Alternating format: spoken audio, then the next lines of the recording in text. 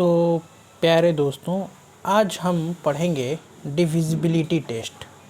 और divisibility test होता क्या है कि हम किसी भी नंबर को देखते ही कैसे बता पाएंगे कि वो किस नंबर से डिविजिबल होगा।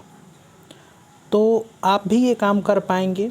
उसके लिए करना होगा सिर्फ एक काम कि आपको वीडियो को पूरा अच्छे से देखना होगा और मैं जो जो स्टेप्स बताऊं उनको फॉलो करना होगा। साथ में ये सारा डिविजिबिलिटी टेस्ट पूरा का पूरा याद करना होगा। तो देखिए, आज हम लोग ज़्यादा नहीं 2 से लेके 7 तक का डिविजिबिलिटी टेस्ट पढ़ेंगे और बिल्कुल आसान भाषा में, बिल्कुल आसान शब्दों में इसको समझेंगे। तो इसके लिए आप वीडियो को पूरा देखिए और अगर वीडियो अच्छी लगे तो इसको शेयर कर दीजिए और लाइक कर दीजिए, और चैनल को सब्सक्राइब नहीं किया है तो सब्सक्राइब ज़रूर कर दीजिए। देखिए, डिविजिबिलिटी टेस्ट ऑफ 2 मतलब 2 से कौन कौन संख्याएं विभाजित होंगी। तो इसको जानने के लिए सीधा सिंपल कह रहा है कि 2 से वो सभी संख्याएं विभाजित होंगी जिनके इकाई अंक पर 0, 2, 4, 6 और 8 हो, यानी कि क्या हमारा इवन नंबर हो, हमारा इवन नंबर हो। 2 0 2 4 6 0 तो इवन नंबर नहीं है, बट एक मोटा मोटी मैं आपको इसलिए बता दिया हूँ कि 0 आप एक एक्सेप्शन के तौर पे याद कर लीजिए, लेकिन 2 4 6 और 8 हमारा इवन नंबर है, तो साथ में 0 को इंक्लूड कर लीजिए। जिस भी डिजिट के, जिस भी संख्या समूह के लास्ट में 0 2 4 6 और 8 हो, वो संख्या 2 से विभाजित हो जाएगी। एग्जाम्पल के लिए मान लीजिए हम लोग लेते हैं 30, तो 30 में हमारा अंतिम है 0, तो ये 2 15 बार में 30 डिविजिबल होगा। 52 है, 52 के अंत में 2 है, ठीक है ना, तो 2 जो है 26 बार में डिविजिबल होगा।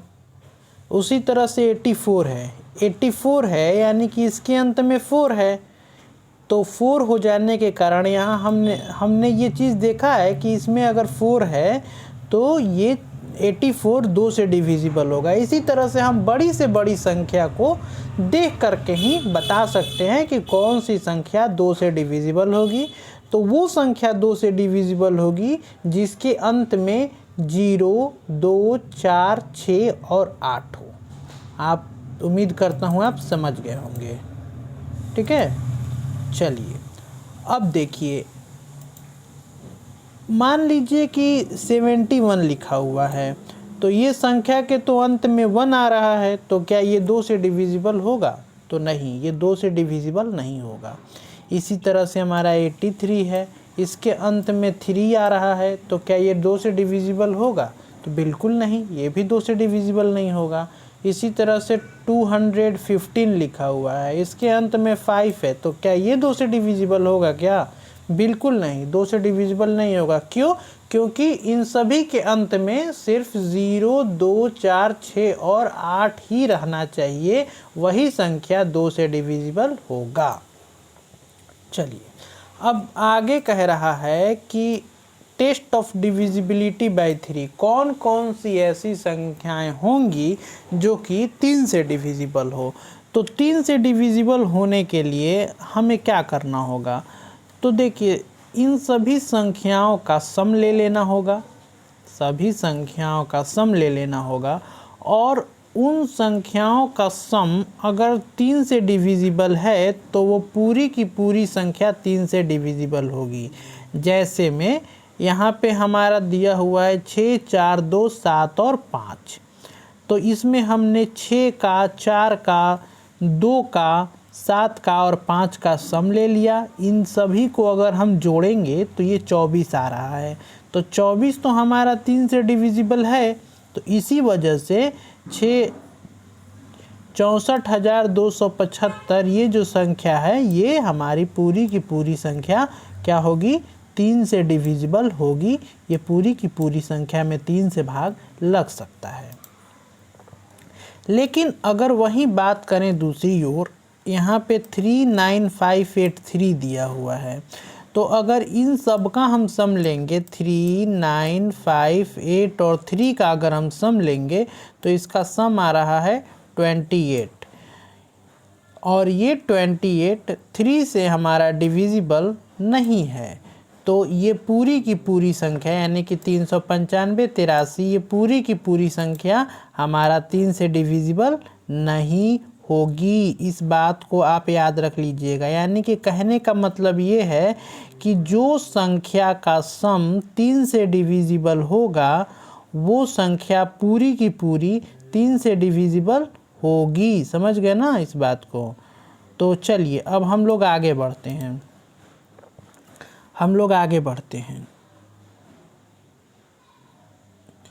Test of divisibility bye 4। 4 से अब कौन कौन सी संख्याएं विभाजित होंगी।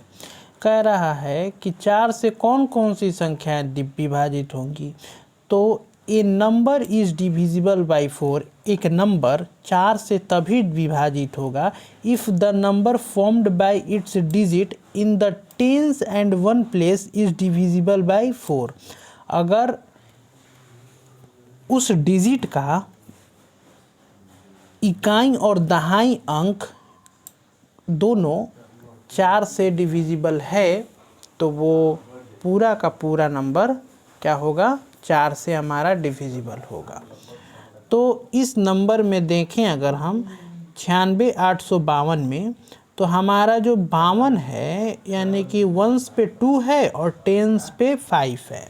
तो वंस और टेंस के मिलाने से हमारा नंबर क्या बना, 52 बना। तो ये जो नंबर 52 है, ये 52 4 से हमारा डिविजिबल हो रहा है। तो जब ये 4 से डिविजिबल हो रहा है तो इसी वजह से ये 96,852 जो पूरा का पूरा संख्या है ये भी 4 से डिविजिबल होगा। अगर वहीं हम दूसरे केस की बात करें तो 61,394 में जो दहाई अंक की संख्याएं हैं और इकाई अंक की संख्या है उसके मिलाने से हमारा नंबर क्या बना, 94 बना। उसके मिलाने से हमारा नंबर 94 बना। तो ये जो 94 नंबर है ये नंबर 4 से डिविजिबल नहीं है। तो 4 से डिविजिबल नहीं होने के कारण ये पूरा का पूरा जो संख्या है ये 4 से डिविजिबल नहीं होगा। तो एक बार फिर से सुन लीजिए, इकाई और दहाई अंक की संख्याओं को मिलाने के बाद जो नंबर फॉर्म होगा अगर वो 4 से डिविजिबल है तो वो पूरी की पूरी संख्या 4 से डिविजिबल हो जाएगी। अगर नहीं हो रहा है 4 से डिविजिबल इकाई और दहाई अंक की संख्याएं मिलाने के बाद तो वो पूरी की पूरी संख्या 4 से डिविजिबल नहीं होगी। इस बात को याद रखिएगा। अब देखिए, अब आता है हमारा डिविजिबिलिटी ऑफ 5। ये तो बिल्कुल ही सिंपल है। जिस डिजिट समूह के अंत में 0 और 5 रहे, जिस डिजिट समूह के अंत में 0 रहे और 5 रहे तो वो पूरा का पूरा संख्या 5 से डिविजिबल होगा। जैसे 65 में अंतिम डिजिट 5 है, 195 में अंतिम डिजिट 5 है, 230 में अंतिम डिजिट 0 है और उसी तरह से 310 में अंतिम डिजिट क्या है, 0 है। तो ये सारी संख्याएं 5 से डिविजिबल हो जाएंगी। लेकिन अगर वहीं दूसरी तरफ अगर हम एग्जाम्पल देखें 71, 83, 94, 106, 327 ये सब के अंत में 1 है, 3 है, 4 है, 6 है, 7 है तो ये सभी संख्याएं 5 से डिविजिबल नहीं होंगी। तो 5 से डिविजिबिलिटी होने के लिए बस 2 तरह का क्राइटेरिया होना चाहिए, 2 तरह का एलिजिबिलिटी होना चाहिए। या तो उस नंबर के अंत में 0 हो या तो उस नंबर के अंत में 5 हो। समझ गए बात को? बहुत अच्छे। अब इसी तरह से हम लोग आगे बढ़ते हुए डिविजिबिलिटी टेस्ट देते हैं 6 का। ठीक है ना, कि 6 में कैसे डिविजिबल होगा। तो देखिए 6 के डिविजिबिलिटी होने के लिए बहुत ही ज़्यादा, ये भी आसान है, ये भी कोई भारी नहीं है। अगर कोई संख्या 2 और 3 से डिविजिबल हो जाती है तो वो संख्या 6 से डिविजिबल हो जाएगी। अगर कोई संख्या 2 और 3 से डिविजिबल हो जाती है तो वो संख्या 6 से डिविजिबल हो जाएगी। एक बार और सुन लीजिए, ए नंबर इज डिविजिबल बाई 6। एक नंबर 6 से तभी डिविजिबल होगा if it is divisible by each one of 2 and 3। अगर वो संख्या 2 और 3 से डिविजिबल है तो वो पूरा का पूरा 6 से डिविजिबल हो जाएगा। अब 2 और 3 की बात आती है, तो 2 का डिविजिबिलिटी मैंने बताया है कि 0 हो, 2 हो, ठीक है ना, यानी कि इवन नंबर हो। तो हम 2 के डिविजिबिलिटी के लिए देखिए, यहाँ पर 18 है तो 18 का 8 है, ठीक है, 18 का क्या है, 8 है। तो 18 का 8 है तो ये 2 से डिविजिबल है। अच्छा, अगर 18 को हम 8 + 1 करें 9, तो ये 9 भी 3 से डिविजिबल है, यानी कि 18 जो है 2 और 3 दोनों से डिविजिबल है। तो ये 6 से पक्का ही पक्का डिविजिबल होगा। अगर हम 42 की बात करें तो इसके अंत में 2 है, तो ये तो पक्का ही लग गया कि हमें 2 से डिविजिबल है। अब देखते हैं इस 3 से डिविजिबल है कि नहीं। तो 4 और 2 6 होते हैं, तो 4 और 2 6 जो नंबर है वो 3 से डिविजिबल है हमारा, इसीलिए ये 42 जो है वो भी 3 से हमारा डिविजिबल होगा। ठीक है, 60 है तो इसके अंत में देखिए 0 है, तो 0 है तो वो 2 से डिविजिबल होगा ही होगा। और अगर 6 और 0 को ऐड करते हैं तो हमारा बनता है 6, और 6 जो है वो हमारा 3 से क्या है, डिविजिबल है।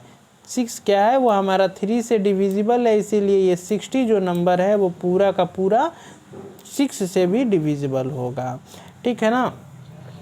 अब देखिए 21 है, काफ़ी उम्दा एग्जाम्पल।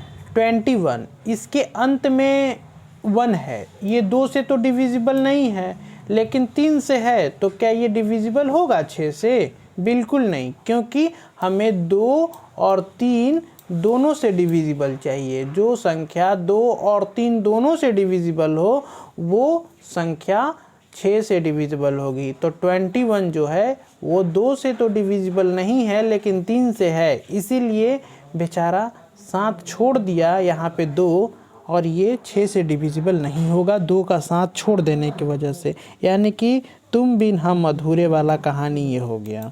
चलिए अब हम लोग आगे बढ़ते हैं, डिविजिबिलिटी ऑफ 7 चेक करते हैं। कैसे हम लोग 7 को डिविजिबल बनाएंगे, 7 से कैसे कोई संख्या डिविजिबल होगा, ठीक है ना। तो देखिए कह रहा है कि ए नंबर इज डिविजिबल बाई 7। एक नंबर 7 से तभी डिविजिबल होगा जब इसका difference, if the difference between twice the ones digit and the number formed by the another digit is either 0 or a multiple of 7। देखिए कहने का मतलब ये है कि एक नंबर 7 से तभी डिविजिबल होगा जब इसका वंश डिजिट का 2 गुना का नंबर घटा देंगे बाकी बचे हुए नंबर में से। अब ये आपको थोड़ा सा अटपटा लग रहा होगा, तो देखिए हम एग्ज़ाम्पल के ज़रिए इसको समझाने की कोशिश करते हैं। देखिए 680 4 है, 6804 है, तो 6804 में हमारा वंश डिजिट कौन सा है? 6804 में हमारा वंश डिजिट है 4, और 4 का 2 गुना करेंगे तो 4 का 2 गुना 8 होगा। तो 8 को बाकी बचे हुए नंबर में से घटा देंगे, यानी कि 680 में से 8 चला गया तो हमारा बचा 672। अब देखेंगे कि 672 जो है वो 0 या 7 का मल्टीपल है कि नहीं। तो 672 जो है वो 7 का मल्टीपल है, तो इसीलिए वो पूरी की पूरी संख्या 7 से डिविजिबल होगी। समझ गए बात को? एक बार और समझा दे रहा हूँ। देखिए 6804 में हमारा इकाई संख्या 4 है, इकाई संख्या हमारा 4 है, तो 4 का 2 गुना हुआ 8, और इस 8 को बाकी बचे हुए नंबर में से घटा देंगे तो 680 में से 8 चला गया तो हमारा बचा 672। अब 672 देखेंगे कि 7 से डिविजिबल है कि नहीं, तो हमारा 672 ये 7 से डिविजिबल है। तो ये पूरा का पूरा नंबर इसी वजह से हमारा 7 से डिविजिबल हो जाएगा। बात समझ में आ गई? तो आज की वीडियो यहीं तक, और हम लोग आगे 8 से देखेंगे कि कैसे, और डिविजिबिलिटी फैक्टर 8 का क्या है, 9 का क्या है, 10 का, 11 का, ऐसे ही हम लोग आगे देखेंगे। तो आज की वीडियो बस यहीं तक।